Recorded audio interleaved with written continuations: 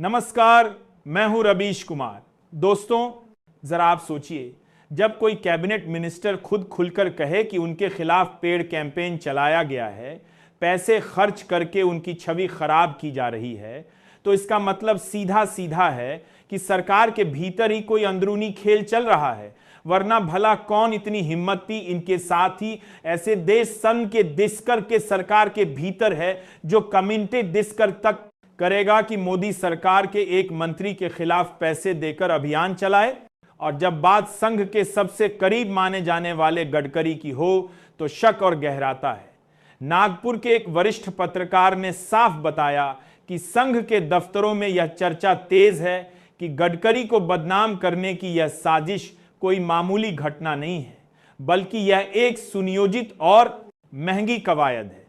Social media पर बड़े बड़े हैंडल्स को पैसे देकर यह मैसेज फैलाना कि गडकरी भ्रष्ट हैं, गडकरी के बेटे मालामाल हो रहे हैं, यह सब अचानक नहीं हो सकता। इसके पीछे सत्ता का बड़ा खेल है। दोस्तों, सबसे पहले आपसे एक गुजारिश है, अगर मैसेज 20 अचानक के टाल बड़ा खेल है। दोस्तों, मैसेज 20 सत्ता के पार्टी का बड़ा खेल है। आप इस चैनल पर नए हैं तो जल्दी से सब्सक्राइब का बटन दबा दीजिए, वीडियो को लाइक कीजिए और अंत तक जरूर देखिएगा, क्योंकि आज की यह कहानी किसी फिल्मी स्क्रिप्ट से कम नहीं है। यह कहानी है भारतीय राजनीति के उस गलियारे की जहां सत्ता के सिंहासन के लिए दाम बेंच, साजिश और बदनाम करने की रणनीतियां खुलकर खेली जाती हैं। और इसमें नाम जुड़ता है नितिन गडकरी का, वो गडकरी जिन्हें संघ का सबसे प्रिय माना जाता है और जिनसे मोदी और शाह दोनों असहज रहते हैं। अब जरा सोचिए, देश में आईबी है, रॉ है, सीबीआई है और ऊपर से राष्ट्रीय सुरक्षा सलाहकार अजीत डोभाल जैसे जादूगर हैं, जिनके बारे में गोदी मीडिया रोज कहती है कि अमेरिका से लेकर चीन तक की हर बात उन्हें पता है। लेकिन हैरत देखिए कि गडकरी के खिलाफ चल रहे इस अभियान की भनक इन्हें नहीं लगी। आतंकवादी देश में घुस जाते हैं, चुनाव में धांधली होती है और डोभाल साहब टीवी पर बड़े बड़े डायलॉग बोलते रहते हैं, यानी असल काम छोड़कर इमेज मैनेजमेंट में लगे रहते हैं। गडकरी ने साफ कहा कि यह कैंपेन उनके खिलाफ एथेनॉल के नाम पर चलाया गया।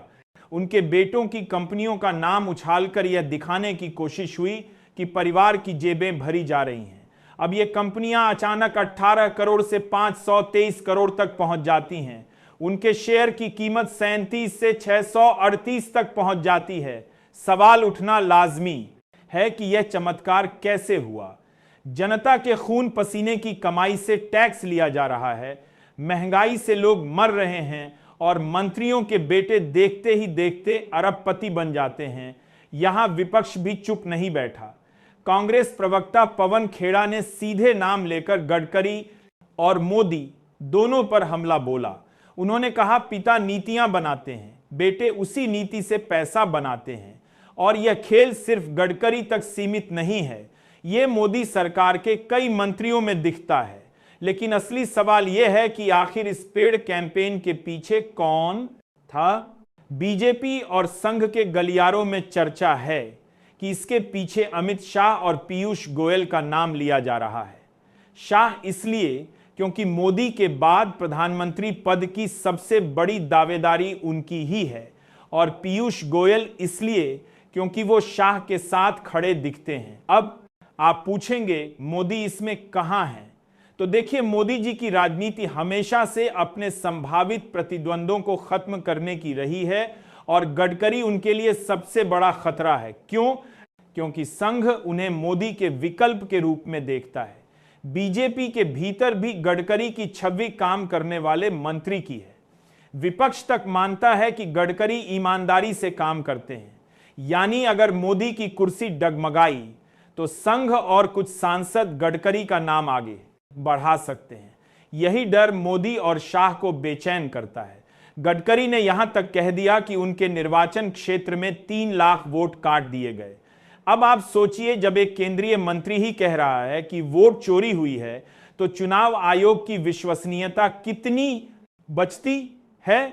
क्या यह वही चुनाव आयोग नहीं है जिसे मोदी सरकार ने अपनी जेब में रख लिया है?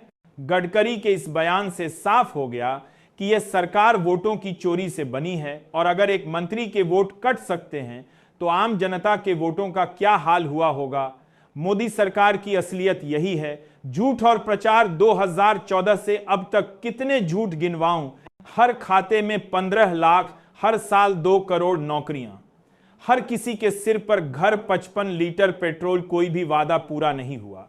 लेकिन मंच पर जाकर मोदी जी उसी आत्मविश्वास से बोलते हैं जैसे जनता को मूर्ख बनाने का ठेका ले रखा हो, और गोदी मीडिया ताली बजाती है, थाली बजवाती है, मोमबत्ती जलवाती है। गडकरी की मुश्किल यही है कि वह अपनी छवि चमकाने में लगे थे। दुबई में उनकी तारीफें हुई, रिकॉर्ड सड़कें बनी और संघ उन्हें मोदी के विकल्प के रूप में देखने लगा।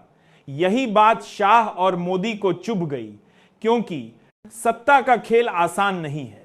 यह कॉरपोरेट और संघ के बीच का संतुलन है, और गडकरी इस खेल में शाह से ज्यादा फिट दिख रहे थे। अब सवाल उठता है, अगर गडकरी के खिलाफ पेड कैंपेन हुआ तो सरकार ने जांच क्यों नहीं कराई? क्यों आईबी